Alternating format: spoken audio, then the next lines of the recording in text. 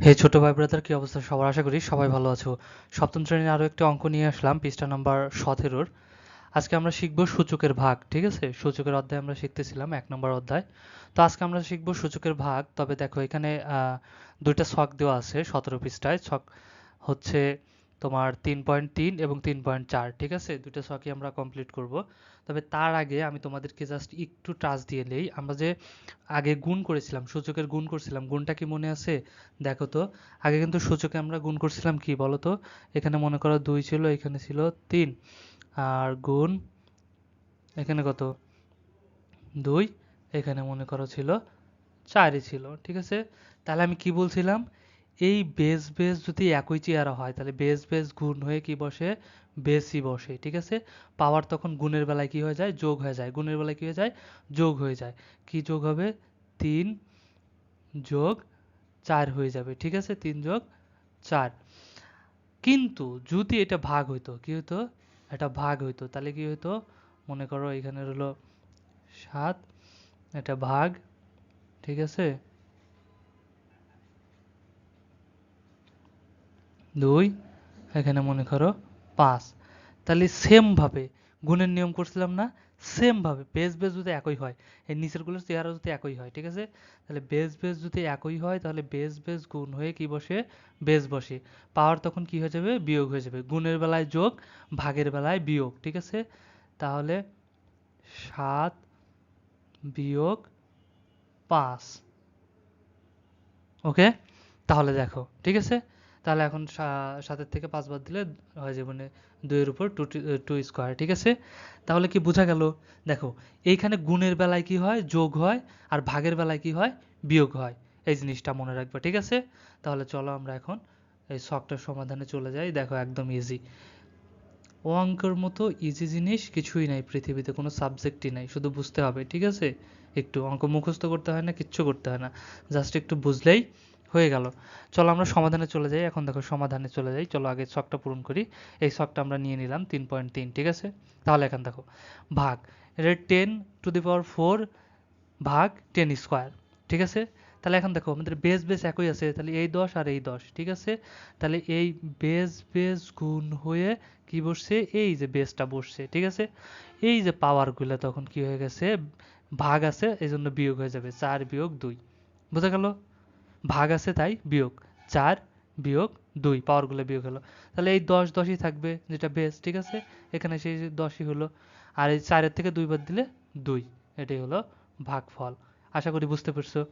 Same ভাবে এখন দেখো এখানে বেস বেস একই আছে, তাহলে বেস বেস গুণ হয়ে কি বসবে? এখানে বেস বসবে, পাওয়ার তখন কি হয়ে যাবে? বিয়োগ হয়ে যাবে। ঠিক আছে, সেম ভাবে দেখো বেস বেস গুণ হয়ে বেস 10, পাওয়ার তখন কি হয়ে যাবে? বিয়োগ হয়ে যাবে। 3 বিয়োগ 2, 3 বিয়োগ 2, বোঝা গেল? এখন এই 10 10ই থেকে যাবে, 3-এর থেকে 2 বাদ দিলে 1। খুব ইজি না?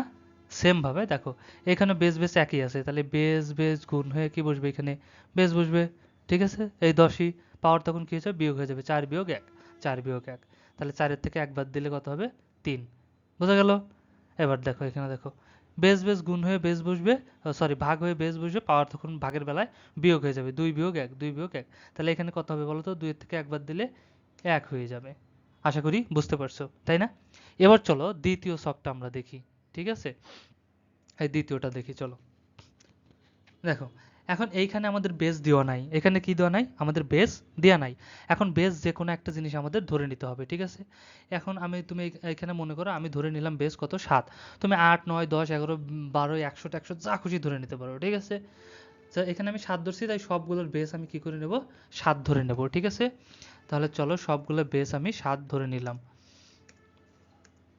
এই বেসগুলো আমি 7 নিয়ে নিলাম। ঠিক আছে, এবার দেখো এখানে ভাগ করার ধাপ।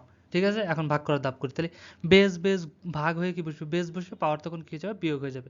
4 বিয়োগ 2। ঠিক আছে, তাহলে দেখো এই 7 আর এই 7, তাহলে বেস বেস ভাগ হয়ে বেস বসলো, পাওয়ার তখন কি হয়ে যাবে? বিয়োগ হয়ে যাবে। 4 বিয়োগ 2, 4 বিয়োগ 2, বোঝা গেছে নিশ্চয়ই, তাই না? তাহলে এখন দেখো 7 7ই থাকবে, আর 4-এর থেকে 2 বাদ দিলে 2 হয়ে যাবে। বোঝা গেল নিশ্চয়ই? এই 7 7ই বেস, 4-এর থেকে 2 বাদ দিলে 2। পরেরটা দেখি চলো। বেস বেস গুণ ভাগ হয়ে বেসই বসবে, পাওয়ার তখন কি হয়ে যাবে? বিয়োগ হয়ে যাবে।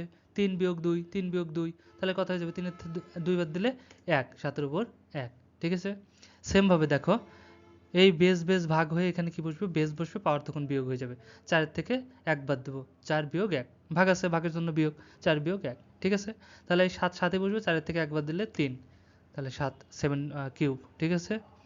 এখন দেখো এটাও সেম ভাবে 7 7 ভাগ হয়ে কি বেস বেস ভাগ হয়ে কি বসবে, বেস বসবে, ঠিক আছে। তাহলে বেস বসলো, পাওয়ার তখন কি হয়ে যাবে, বিয়োগ হয়ে যাবে, 2 বিয়োগ 1, 2 বিয়োগ 1, ঠিক আছে। তাহলে 2 এর থেকে 1 বাদ দিলে কত হবে, 1, তাহলে 7 এর উপর পাওয়ার 1, বোঝা গেল।